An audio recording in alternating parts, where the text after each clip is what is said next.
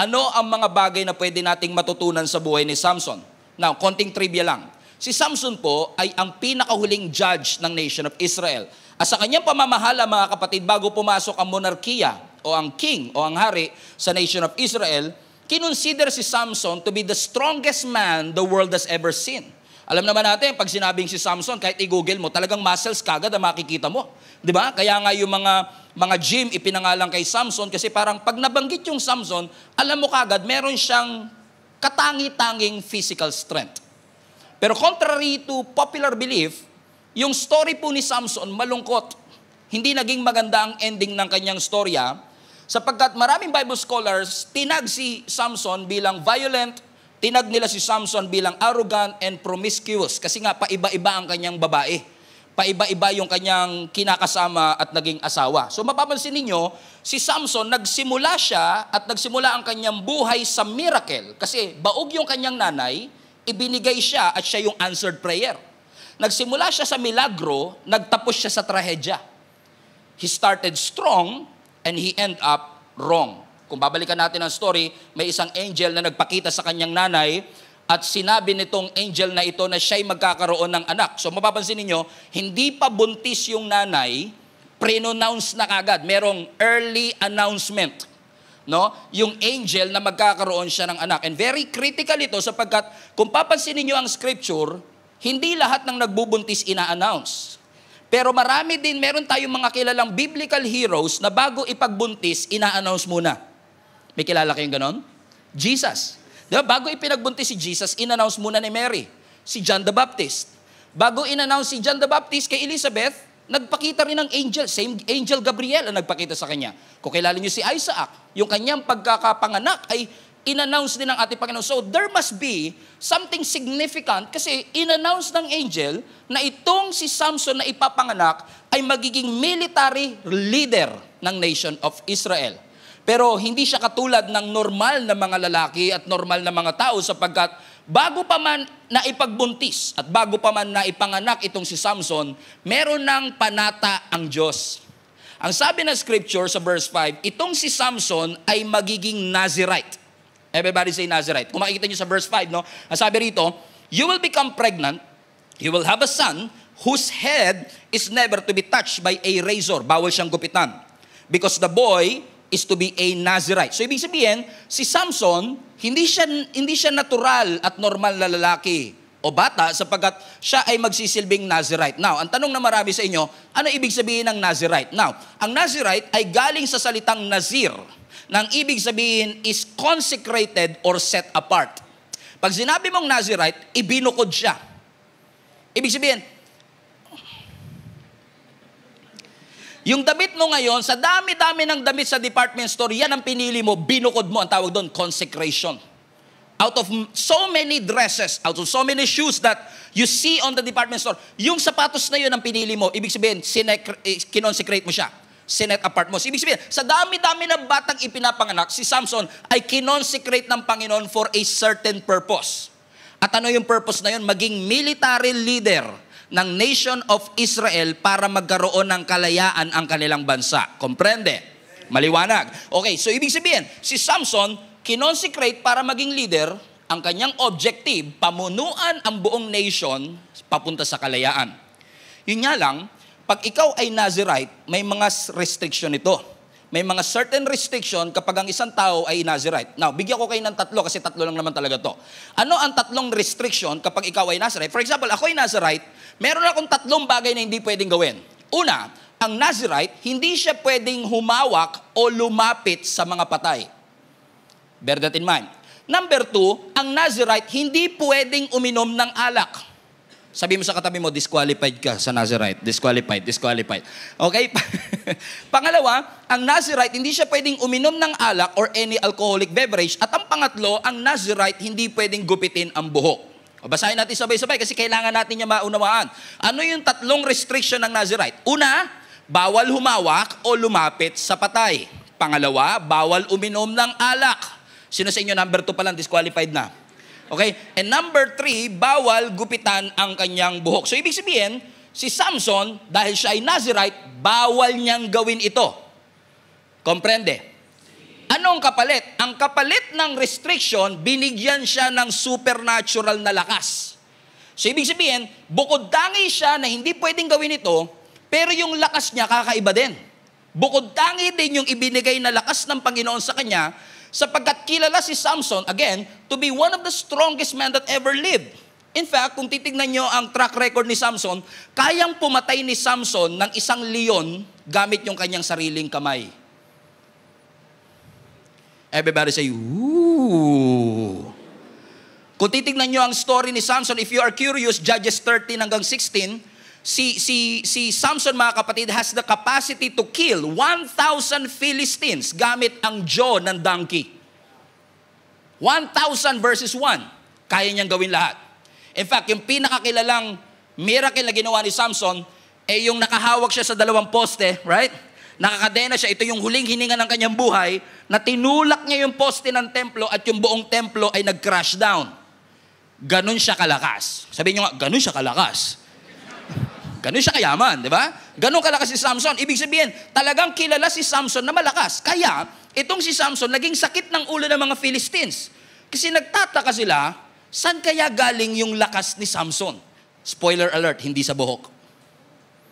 Okay? So yung lakas ni Samson, pinaniwalaan ng lahat na galing sa buhok. Kaya nga, ang sabi ng scripture, talagang supernatural yung kanyang naging lakas. Kaya naging sakit ng ulo siya ng mga Philistines. So yung mga Philistines, naging curious tuloy sila, saan kaya galing yung lakas ng taong ito? To the point, mga kapatid, tingnan niyo to, no? Si Samson, meron siyang supernatural strength. Pero alam din ng marami sa atin na oo, meron siyang lakas. Pero meron din siyang matinding kahinaan. Ano ang kahinaan ni Samson? In fact, let me rephrase. Sino ang kahinaan ni Samson? Sabi siguro ng iba, si Delilah. Pero totoo, mga kapatid. Kasi, oo, si Samson, kung lalaban sa mga lalaki, kahit 1,000 pa kayo, kaya niyang patayin. Pero pagdating sa babae, isa pa lang. Bagsak na kagad. Sabi mo nga sa katabi mo, parang ikaw ang topic ngayon. Amen? In fact, kung titingnan nyo ang history, walang makadefeat kay Samson, kaya yung mga Philistines ngayon, naging creative sila. Siguro sabi nila, teka lang, ang dami na nating pinasugod na lalaki, hindi siya matalo, subukan naman natin yung babae. So sinubukan nila ngayon na babae, kaya po si Delilah ay produkto ng kanilang strategiya. So yung 5 leaders ng mga Philistines, nag-gather sila, sabi nila, saan ba nanggagaling ang lakas ni Samson? Okay, ganito gawin natin, magbayad tayo ng babae, aakitin siya para malaman yung kanyang lakas. So kasi trinay na nila lahat ng strategy, trinay na nila ang lahat ng manly strategy, pero yung pala bumagsak si Samson saan? Sa babae. Now I find this fascinating sapagkat kung titignan niyo po ang kabuuan ng storya, although si Samson ang tinalaga ng Panginoon para ilabas ang mga Israelites sa pag-aalipin ng mga Philistines because ang mga Israelites have been a slave for so many times. Ilang beses silang naalipin. Babylon, Philistines, Egyptians. Pero itong nangyari sa kanila sa Philistines ang isa sa pinakamahaba nilang oppression. Amen? Kasi kung nakaalala niyo yung verse 1, 40 years silang naging alipin ng mga taga-Philistines. Pero alam niyo, ang sabi ng scripture, si Samson ay pinili para siya sana ang maglalabas doon sa pagkaalipin. Pero kung titignan niyo yung buod ng story at yung kabuuan ng story ni Samson, hindi niya natapos yung pinapagawa ng Lord. Ibig sabihin, namatay si Samson na hindi sila lumaya sa mga Philistines. Question, sino ang tumapos ng trabaho na sinimula ni Samson? Alam niyo kung sino? Si David. Saan tinapos ni David yung oppression? Nung tinalo ni David yung isang Philistine na si Goliath. Amen? Tingnan nyo. Sinimula ni Samson, tinapos ni David. Si Samson ang merong assignment na maging leader para lumabas sila sa nation o sa pagkaalipin. Pero hindi natapos ni Samson yung kanyang trabaho sapagkat imbis na sumunod siya sa Panginoon, sumuway siya sa ating Panginoon. Sinong tumapos uli? Si David. Lagyan natin ng konting similarity yung dalawang ito. Si Samson tsaka si David parehong soldier. Pareho silang sundalo. Si Samson tsaka si David parehong leader. Si Samson tsaka si David parehong deliverer ng kanilang country. Pero ano ang kanilang pagkakaiba? Si David, in majority of his life, sumunod sa Panginoon. Si Samson, in majority of his life, hindi siya sumunod sa ating Panginoon. Si Samson, judge. Si David, king. Si Samson may military might. Si David meron ding military might. Si Samson mahina sa babae. Si David, amen, bumagsak din sa babae. Tignan nyo, si Samson judge, si David king, pero either judge or king, kasama ang kanilang mga military might. Kaya nilang makapagtagumpay sa isang gera, pero hindi nila napagtagumpayan yung last. Pareho sila. Kaya nilang mapagtagumpayan ang anumang gerang hinarap nila, pero pagdating dun sa kanilang last, sa idolatry, hindi nila ito napagtagumpayan. Ulitin ko lang, si Samson, kaya niyang pumatay ng isang leon gamit ang kanyang kamay.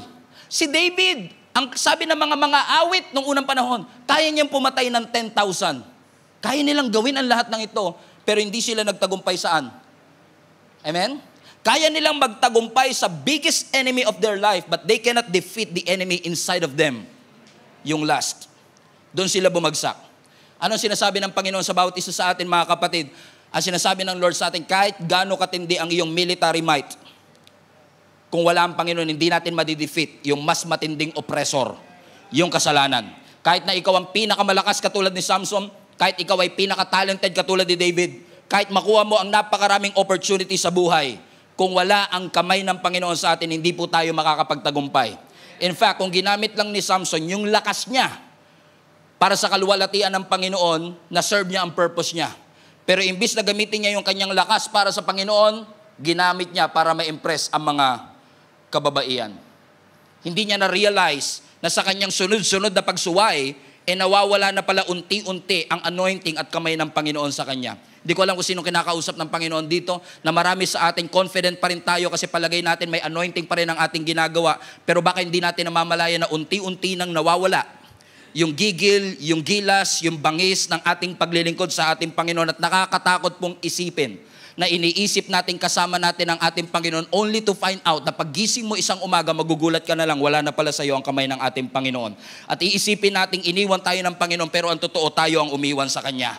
Na hindi ka na kasing excited ng katulad ng dati, wala nang goosebumps na katulad ng dati, hindi ka na kasing passionate ng katulad ng dati, the Word of God doesn't move you anymore, the Word of God bores you right now, wala nang dating sa iyo ang salita ng ating Panginoon, at kung tayo ay magiging manhid sa salita ng ating Panginoon, at magiging manhid sa pinapagawa ng ating Panginoon, that is a dangerous path. It is a recipe for a disaster.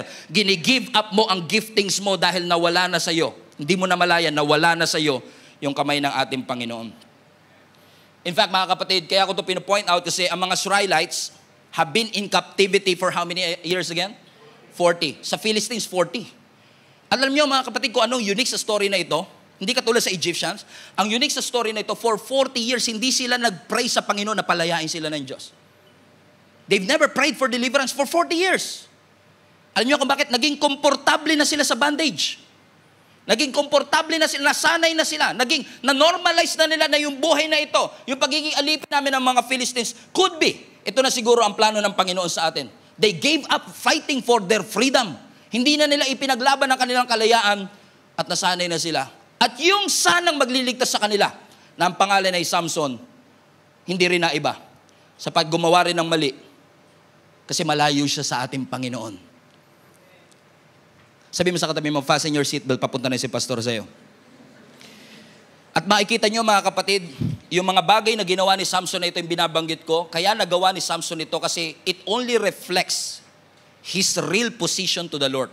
Ang isang taong malapit talaga sa ating Panginoon, halata mo sa kanyang sinasabi, halata mo sa kanyang salita. Pero yung behavior natin mga kapatid reflects our position. It could be that some of us are succeeding sa ating buhay, succeeding sa ating mga career, succeeding sa lahat ng ating ginagawa, but failing in our relationship with our God. You might be full but not fulfilled. Makakabili ka ng relo pero hindi ka makakabili ng oras. Makakabili ka ng kama pero hindi ka makakabili ng tulog. Gusto ko lang i-remind ka kapatid na may mga bagay na ino-offer ang mundo na kayang ibigay ng Diyos, pero may ino-offer ang Diyos na hindi kayang ibigay ng mundong ito. Amen? Purihin ng Diyos. Amen? Bakit parang katabi mo topic natin ngayon? So, kung si Samson bumagsak, magkaroon tayo ng autopsy. Tignan natin, ano ang naging ugat ng pagbagsak ni Samson. Binanggitan natin yung Judges chapter 13. Let's go to Judges chapter 14. Punta tayo sa verse 1. Ito ang naging beginning ng pagbagsak ni Samson kasi alam ng maraming tao, alam ng maraming Christian, ang naging pagbagsak ni Samson si Delilah. Pero si Delilah is just the tip of the iceberg. Nagsimula ito all the way to Judges chapter 14. Ang sabi ng verse 1, one day, when Samson was in Timnah, one of the Philistine women caught his eye. Hindi ito si Delilah. Kasi si Samson, may asawa siya before si Delilah. Amen? So, itong si Samson, nung pumunta siya sa Timnah, merong isang Philistine woman. Red flag. Amen? Walang masama sa woman.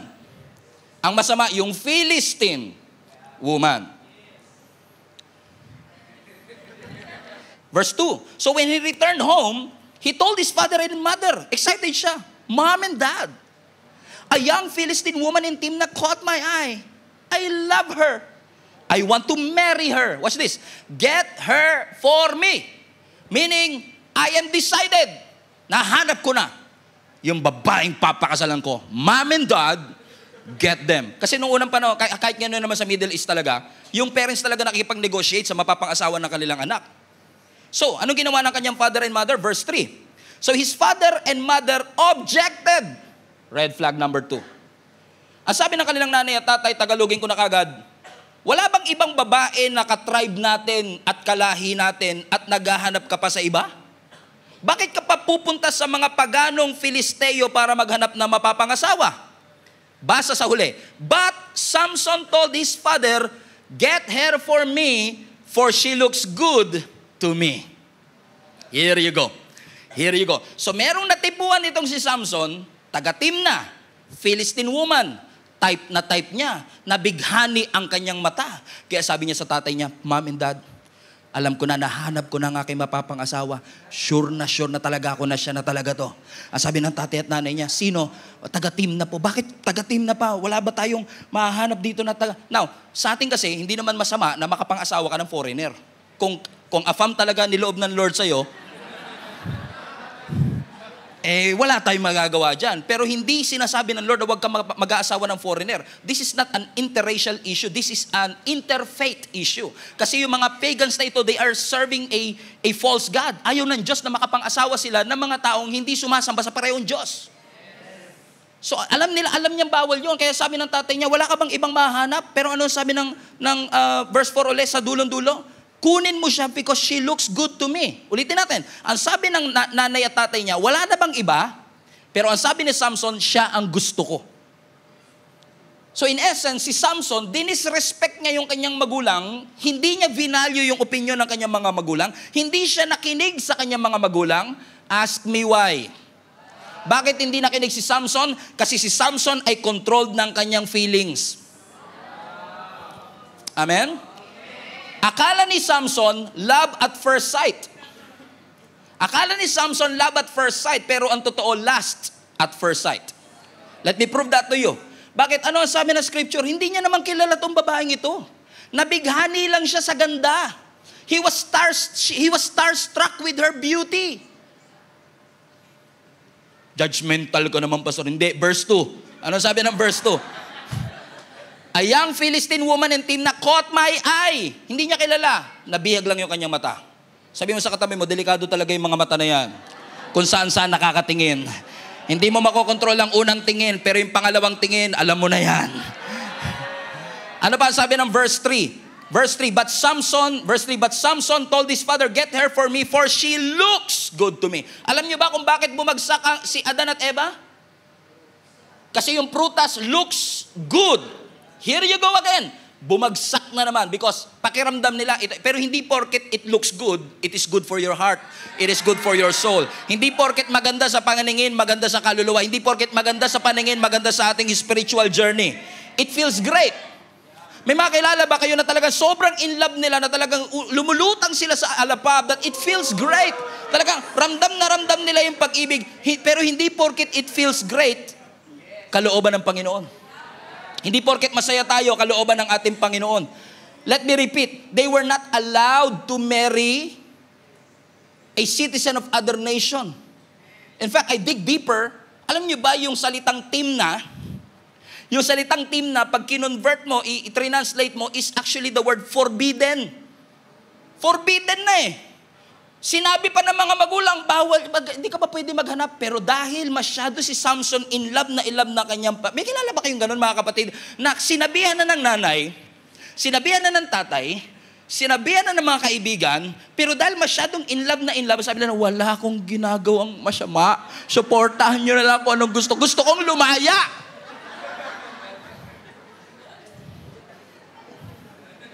Pinaniwala tayo ng maling katotohanan na akala natin porket tayo ay masaya kalooban ng ating Panginoon. And one of the greatest damages na nangyayari sa buhay ng maraming Kristiyano is our belief na yung pinapaniwalaan natin, yun ang kalooban ng ating Panginoon. Hindi po porket pinapaniwalaan natin, yun ang kalooban ng Panginoon. What determines the will of God is His Word. The will of God is found in God's Word. And unfortunately, marami sa atin, kaya tayo may feeling of fear, feeling of anxiety, feeling of depression, feeling of being not enough, feeling of I'm not educated enough, not experienced enough, is because pinaniwalaan natin yung sinasabi ng naririnig natin, ng dyablo. Imbis na makinig tayo at tignan natin ang sinasabi ng salita ng ating Panginoon. Talagang sasabihin sa iyo ng dyablo, wala kang mararating. Talagang sasabihin sa iyo ng dyablo, wala kang kwentang tatay. Wala kang kwentang nanay. Wala kayong kwentang magulang. Hindi ka nila na-appreciate. Hindi nakikita ng boss mo lahat ng effort mo. You are not enough. You don't have what it takes. Hindi ka mahal ng asawa mo. Hindi ka love ng lolo mo. But lahat ng yan kasinungalingan. And you know it. Alam mo ang kasinungalingan but you believe it anyway. And you allow your feelings to affect your decision. You allow your feelings to affect who you are. And you must not allow that. Bakit? We are not called to walk by our feelings. We are called to walk by faith.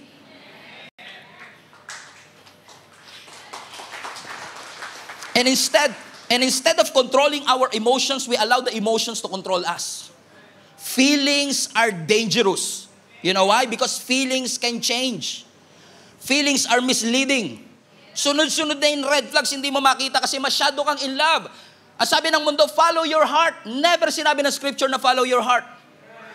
Ang sabi ng scripture, follow the Lord, not your heart. Kasi ang puso natin misleading. Ang puso natin dadalhin tayo sa kapahamakan. Pero ang salita ng Panginoon dadalhin tayo sa kabutihan. At lahat ng mga nanay, sumigaw ng amen.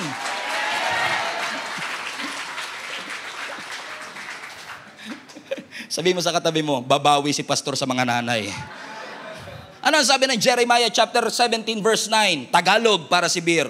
Sino ang makakaunawa sa puso ng tao? Ito'y mandaraya at walang katulad. Wala nang lunas ang kanyang kabulukan. Ang puso natin bulok. Ang puso natin misleading. Ang sabi ng feelings mo, in love ka. Pero ang totoo, in lust ka lang. Paano mo malalaman? Ang tunay na pag-ibig, it looks from the inside and out. Ang lust from outside in. Nakabase sa nakikita. Amen? And I don't know who is this for. Sinasabi ng Panginoon. Yan, ikaw. Ang sinasabi ng Panginoon sa iyo, do not allow your senses to determine your decision. Do not allow your feelings to determine your decision. Sinabi na ng nanay mo, wag na. Sinabi na ng mga kaibigan mo, wag na. Ang sabi ng mga mahal mo sa buhay, mali yan. Ang sabi mo naman, alam ko, ito ang tama. Come on now. Amen? Tingnan mo, si Samson, sinabihan ba siya ng nanay at tatay niya? Ilang beses. Pero nakinig ba siya? Hindi. Alam niyo, na-discover ko, kaya mahirap kay Samson na mag-decide na wag ipursu yung hindi pinapapursu kasi decided na siya. And I've counseled a lot of people, even those who are living in sin. Pero alam mo, ang pinakamahirap kumbinsihin, yung mga desidido na. Kumbinsido silang malaya sila. Kumbinsido silang masaya sila. Na hindi nila namamalayan, kaya lang sila masaya kasi bago pa yung counsel, bago pa yung babala, nakapag-decide na sila, ito na talaga gusto ko. We are not called to obey what feels right. We are called to obey what is right. What is the right thing to do? Tingnan mo verse 3. But Samson told his father, get her for me. Tingnan nyo, pinapakuha na ni Samson yung babae. Ibig sabihin talagang sigurado na talaga siya. Ito na talaga yung gusto niya. lahat ng mga mangyayari sa buhay ni Samson ay may kinalaman sa desisyon na ito. And lagi mong tatandaan mga kapatid na lahat ng mga disiplina mo sa buhay, nakaakibat yan, nakaangkla yan sa mga desisyon mo sa buhay. Kapag nagdesisyon kang magpapayat, nagdesisyon ka na ayusin ang iyong buhay, kapag nagdesisyon ka na sumunod sa Panginoon, lahat ng disiplina gagawin mo para ma-accomplish yung desisyon mo. Pero kung hindi ka magde-decide, for example, na sumunod kay Lord, edi yung disiplina mo, nakadepende dun sa desisyon mo. Nagas nyo? At kung nag-decide si Samson, siya na talaga ang babae para sa akin, ibig sabihin, naging matimbang sa kanya yung kanyang nararamdaman kaysa sa katotohanan ng ating Panginoon. And it's dangerous if our senses are more convincing than the Word of God. It's dangerous if our feelings are more powerful and convincing than the Word of God. Kasi ito ang alam ko sa pakiramdam, di po ako nagmamalinis. Ako din po ay nadala ng aking pakiramdam. Nadala tayo ng galit, nadala tayo ng takot, nadala tayo ng pag-ibig. Di ba naaalala nyo yung dati nyong gusto? Inabot kayo 5 years. Kumbinsidong-kumbinsido ka na siya para sa'yo, di ba? Kasi nga, in love ka eh. Hindi naman tayo nagmamalinis. Yung katabi mo sa kanan, ganun din. Yung katabi mo sa kaliwa, ganun din. Ano ang totoo rito? Napansin nyo? Pagka talagang takot ka, anxious ka, worried ka, or in love ka, lalamunin ka talaga ng feelings mo. At ang totoo, ganito yan, ano? Yung feelings natin, lulunurin ka. So kung wala kang pinangahawakan, malulunod ka.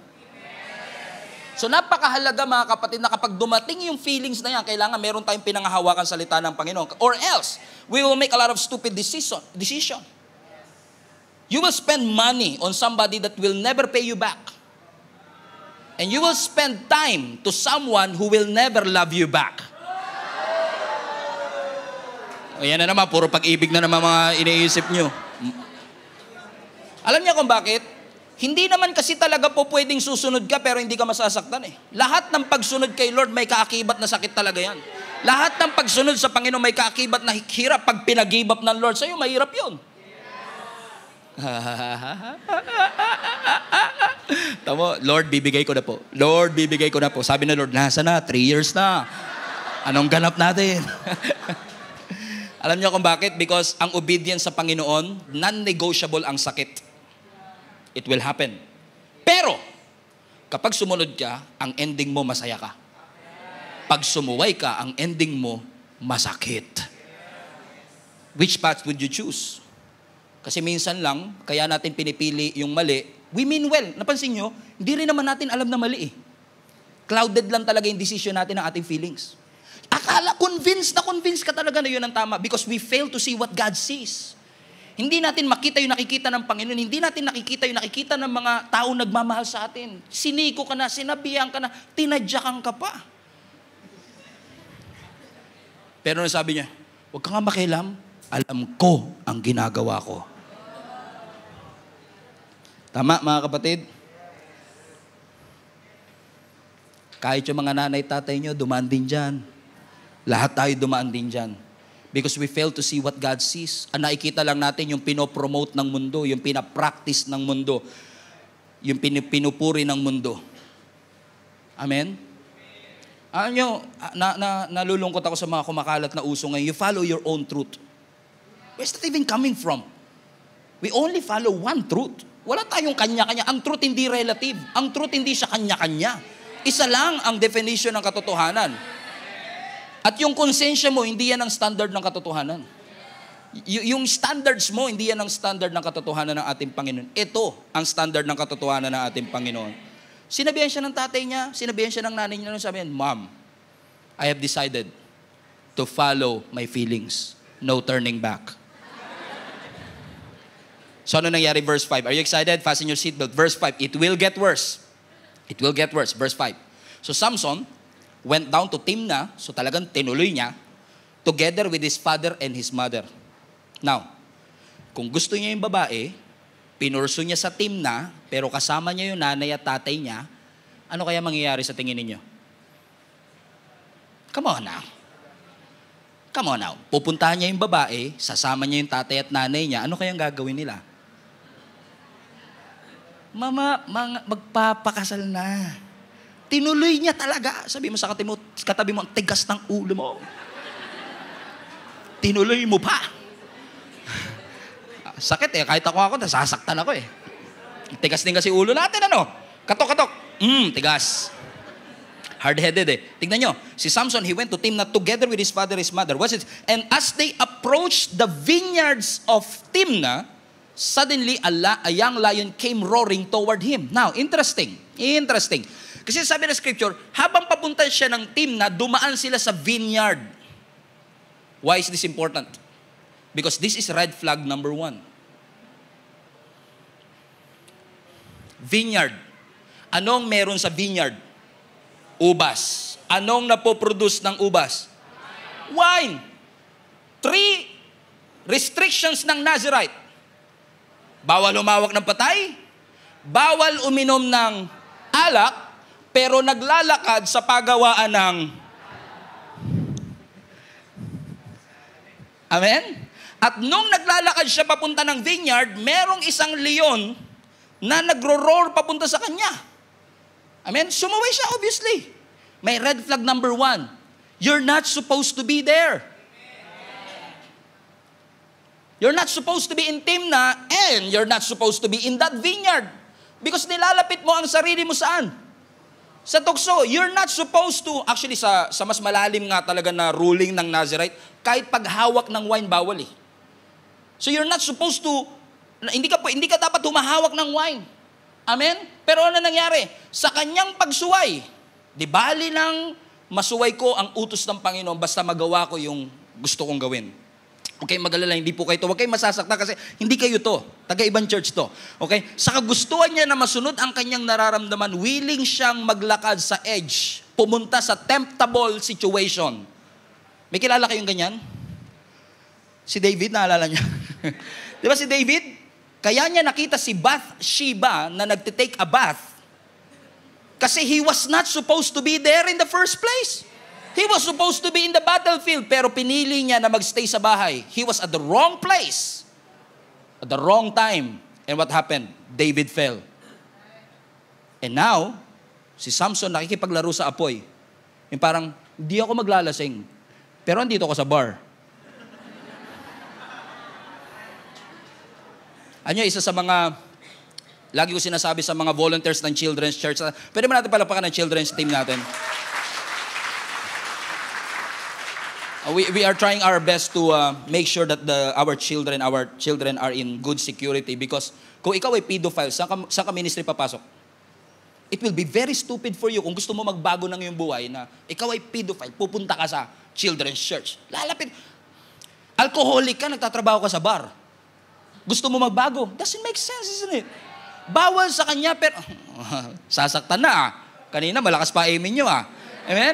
Pero naglalakad siya saan? Sa vineyard. At tingnan mo matindi mga kapatid. Ang sabi ng scripture, merong leon na nag-roar toward him. Inatake siya ng leon. And usually tayo yan, inatake na naman ako ng demonyo. Pero what if, yung layo na ito, pinadala ng Diyos? Para huli siyang paalalahanan uli, sure ka na ba talaga na pupunta ka ng Timnah? Sure ka ba talaga sa decision mo na yan? Anong ginawa ni Samson? Ang sabi ng verse 4, the Spirit of the Lord came powerfully upon him and he tore the lion apart with his bare hands. Hinawakan niya yung leon, sinakal niya yung leon, namatay yung leon. I don't know who is this for mga kapatid, pero kapag tayo ay sumusuway sa Panginoon, God is patient. Nagagawa si Lord ng paraan para mapaalalahanan tayo ng paulit-ulit. Anak, sure ka na ba talaga dyan?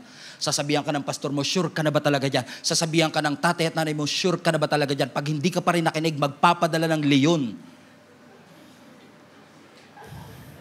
Para kaharipin ka, sasabihin, gusto mo ba talaga yan?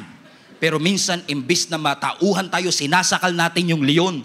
Ilan na kayang mga leon ang sinakal natin? Ilan na kayang mga nanay at tatay natin ang hindi natin pinaniwalaan? Ilan na kayang mga kaibigan ang tinuring natin kaaway kasi nagpapayo sila sa atin? Sinasakal natin yung mga bagay na pinadala ng Panginoon para paalalahanan tayo.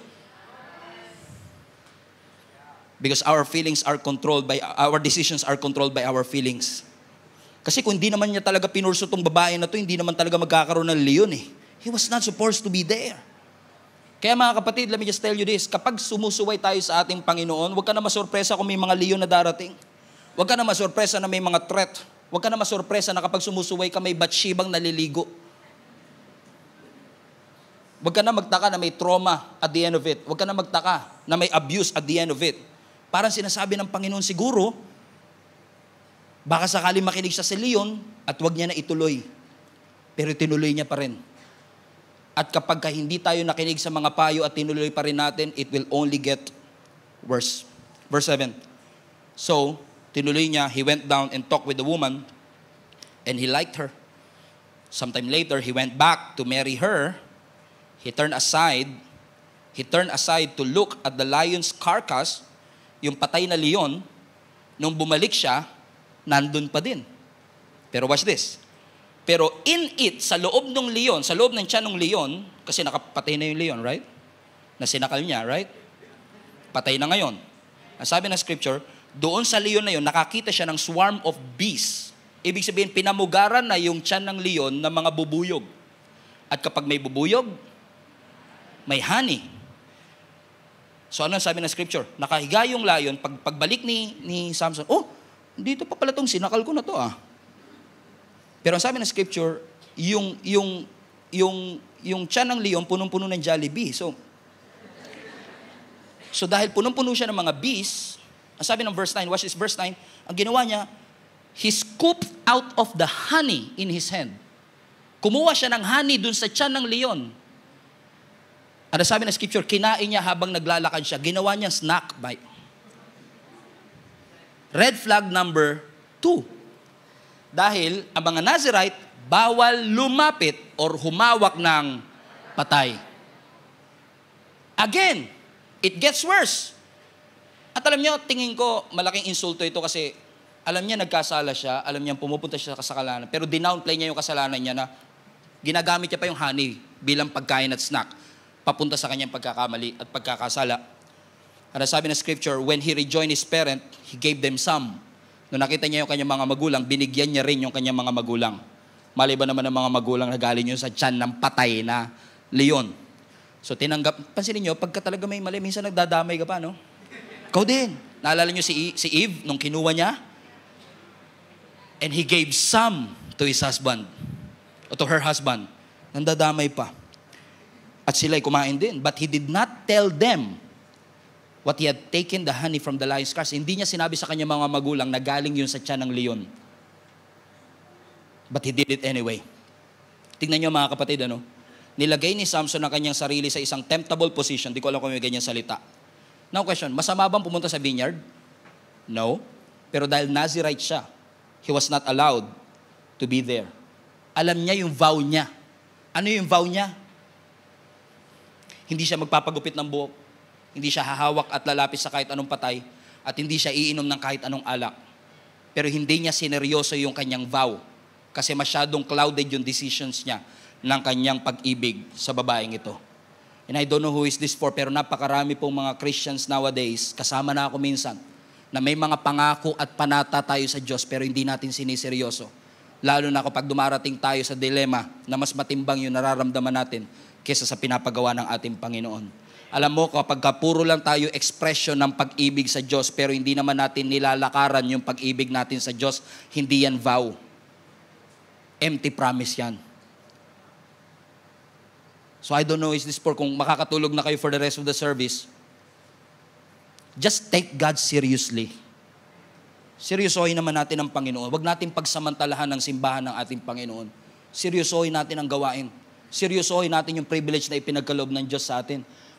Samson was supposed to lead the entire nation of Israel to freedom. Pero mas matimbang sa kanya that he downplay his sin.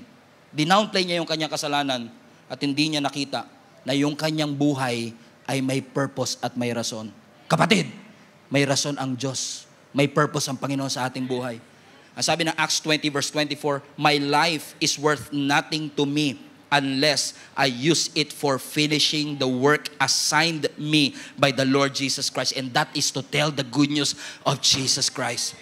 Tagalogin ko, ang buhay natin walang saysay hanggat hindi natin tinatapos ang assignment na pinapagawa ng Panginoon sa atin. Lakaran natin yung vow natin. Yung pinangako natin sa Panginoon, tuparin natin. Yung pinangako natin at lahat ng desisyon natin nakaakibat dun sa pangako natin na yun sa ating Panginoon. Let me say this to you. Lahat ng pangako natin, hindi natin kayang tuparin kung wala ang grace ng Lord. Malinaw yan. Amen? Pero we have to understand as well na ang buhay natin should not be governed by what we feel. It must be governed by the truthfulness of the Word of God. Kasi ang feeling natin will make you ignore the truth of God's Word. Ini-ignore natin yung totoo kasi nga meron tayong bagong totoo na pinapaniwalaan. It will make you ignore the truth. Ano sabi ng Scripture? When you feel weak, kapag nararamdaman mong mahina ka, ano ang sabi ng Scripture sa atin? I can do all things through Christ who strengthens me. When you feel overwhelmed, ano ang sabi ng Scripture? God is your refuge and your strength, the very present help in times of your trouble. Kapag lunod na lunod ka sa problema, yun yung nararamdaman mo, pakiramdam mo walang sumusuport at walang nagmamahal sa'yo. Ano ang sinasabi ng Scripture? Weeping may endure for a night, but joy comes in the morning. There is a difference between what we feel and what the Word of God is saying. Kahit pag galit ang Panginoon sa atin, that's what parang galit ang Lord sa atin, sa akin. Parang malayo ang Panginoon sa akin. Pero ano sabi ng Scripture? His anger will last for a moment, but His favor will last for a lifetime. At kahit pa pakiramdam mo, pagod ka na, kasi marami sa inyo malakas pa, pero pasuko na. Kahit pa pagod na tayo sa ating buhay, nararamdaman natin na parang wala na tayong ibubuga. Ano ang sabi ng Scripture? Kumapit tayo at huwag tayong mag-give up. Because in due season, you will reap. Harvest tayo. It's a matter of holding on to the truthfulness of the Word of God. Trusting God and putting your whole confidence in the truth of His Word. Amen? Proverbs 3 verse 5. Alam nyo na to dapat, di ko nilalagay sa screen. Proverbs 3 verse 5. Trust the Lord with all your heart and lean not on your own understanding. In all your ways acknowledge Him and He shall direct your feelings. Yung ba sinabi? No, He shall direct your path. Do you want God to direct your path? Start walking in the truthfulness of His Word. Kahit pa especially right now, I don't know sino kinakausap ng Panginoon, pero marami sa atin, meron tayong scarcity mindset, pakiramdam natin kulang, kaya hindi tayo makatulong, hindi tayo makapagbigay. Takot tayo sa future natin kasi parang feeling natin yung bagay na meron ako kulang. Kulang ang sweldo ko, kulang ang ipon ko, ang daming kulang sa buhay ko. That is a scarcity mindset. Pero ano ba papaniwalaan natin? Yung sinasabi ng feelings natin o yung sinasabi ng Word of God? Kasi sinasabi ng Scripture, God will supply all your needs according to His riches and in glory. Kasi I'm poor. Mahirap lang kami. Mamatay na kami, I'm poor. Huwag niyong sabihin, I'm poor. Sabihin nyo, I'm 5. 1, 2, 3, poor, 5. Pinapatawa ko lang kayo. Pero di ba nakasanayan kasi nating sabihin yung bagay na na nararamdaman natin. Amen? Nobody loves me. Nobody appreciates me. But always hold on to the truthfulness of the Word of God. We need to wise up, church. Amen? Kahit pa anong gawin natin, naniniwala ko mas maganda ang plano ng Diyos. Hindi taga-team na ang ibibigay ng Lord sa iyo. What if mas maganda talaga yung plano ng Diyos sa iyo kaysa sa mga pinaglalaban mo? Pero ayaw mo pa rin sumuko. Nasa close, mga kapatid. Anong ginawa ni Samson? Samson talaga. Sometime later, he went back, this time to marry her. Bear that in mind, magpapakasal na si Samson. Jump, verse 10. Now, his father went down to see the woman. Siguro sabi ng tatay, ba't ba in love ka dito? Sino ba yan? And there, watch this, Samson held a feast. And it was a customary for young men. When the people saw him, they chose 30 men to be his companion. Hold on. Pagdating nila doon sa team na, ang sabi ng Scripture, nagdaos si Samson ng feast. Now, I find that interesting. Kailangan nyo naman ako, interesting sa akin yung feast na yan kasi duda ako na yung feast na to may kasama inuman. Right? So, I dig deeper. Meron niya kayo, alam nyo, sinearch ko yung Hebrew word, naghanap ako ng Hebrew dictionary at alam nyo yung feast, ang Hebrew word ng feast ay wine feast. Ibig sabihin, non-stop ang lahat ng alak. Hold on. Pwede ba uminom si Samson ng alak? No, pero nagpa-feast pa siya. Siya pa nang libre. Pastor, bago umuwi lang ako galing Saudi, pinainom ko lang yung mga kabarkada ko. May nagpa-feast pa siya. And watch this, sabi ng scripture, at naghanap sila ng 30 men na makakasama niya.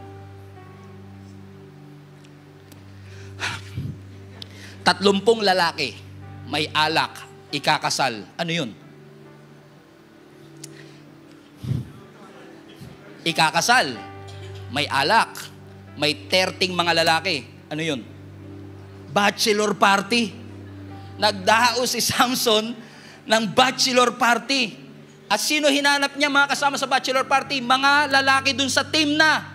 30 of them. And this is the third thing kung bakit bumagsak si Samson. Alam niyo kung ano? Sa 30 na yon, nakasama sa kanyang bachelor party, puro taga-team na. Asan yung kaibigan niya? Walang invited na kaibigan niya.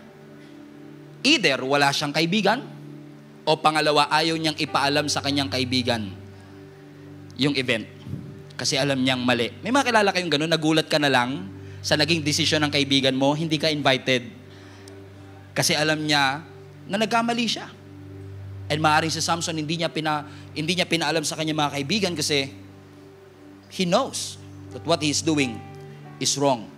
The point being, in-isolate ni Samson yung kanyang sarili sa kanyang mga kaibigan. And isolation is one of the most powerful arsenal ng diablo. Every temptation is strong in isolation. Every temptation is strong.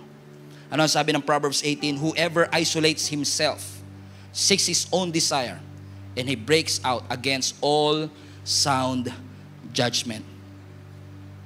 He kept on disobeying over and over and over again. And I wish we have time. Kasi after this, nagpalaro pa si Samson. Gamit ang isang bugtong-bugtong. Ang premyo, 30 dresses, 30 mga damit. To cut the long story short, hindi mahulaan ng mga pinapabugtungan niya. Kaya ang nangyari, yung mga bisita niya sa kanyang bachelor party, tinakot yung mapapang-asawa niya. What a great start of the wedding. Tinakot yung mapapang-asawa niya na kapag hindi niya sinabi yung sagot sa bugtong, papatayin niya susunugin niya ng buhay. Yung mapapang-asawa ni Samson, susunugin ng buhay. Wow! Just because of disobedience, it is a series of stupid and tragic happening. Tinakot ang asawa niya. At dahil tinakot yung kanyang asawa, wala siya mapambayad. Pumunta siya ng Ashkelon, pinatay niya yung 30 men doon, kinuha yung lahat ng damit, yun yung pinambayad niya doon sa kanilang pustahan. Sabi mo sa katabi mo, iba talaga magagawa ng feelings. I want you to be reminded of this. Saan nagsimula ang buhay ni Samson? He started strong.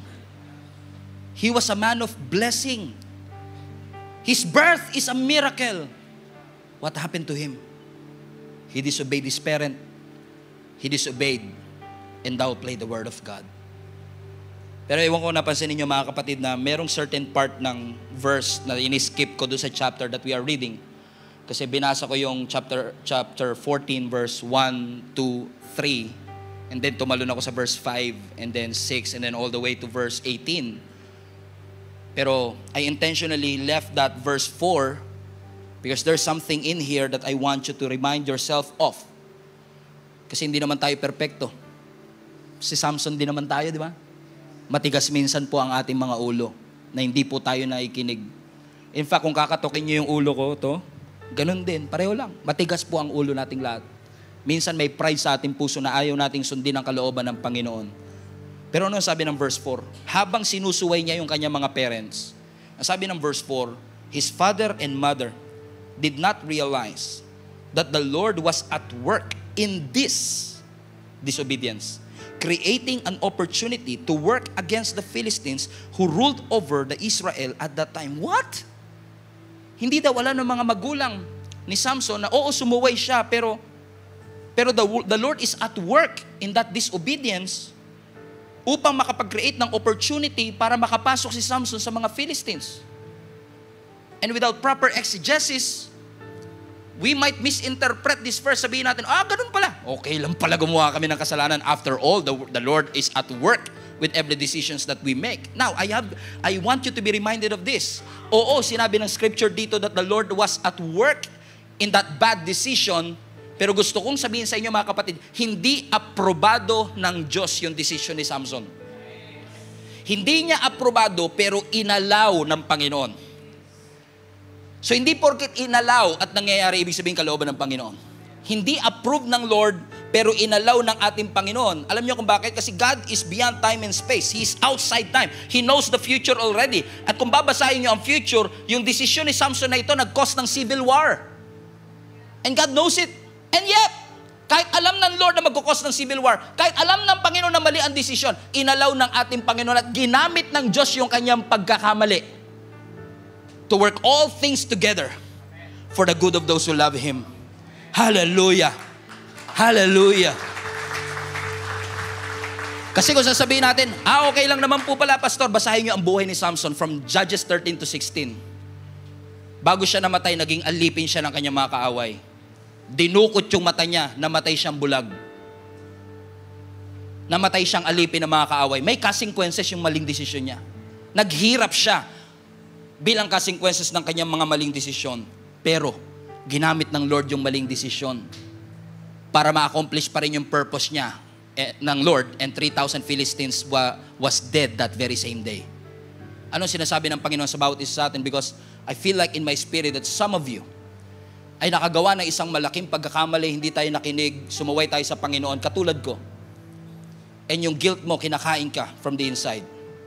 Sinasabi mo sa sarili mo, ma-accomplish pa rin kaya ang purpose ng Panginoon sa aking buhay? Sinuway ko siya, hindi ko sinunod ang utos ng mga leaders ko, hindi ko sinunod ang sinasabi ng Panginoon sa aking buhay. Pero I feel like God is telling each and every one of us, every person na nakakaramdam ng ganito na sinasabi ng Panginoon sa iyo, anak, I forgave you.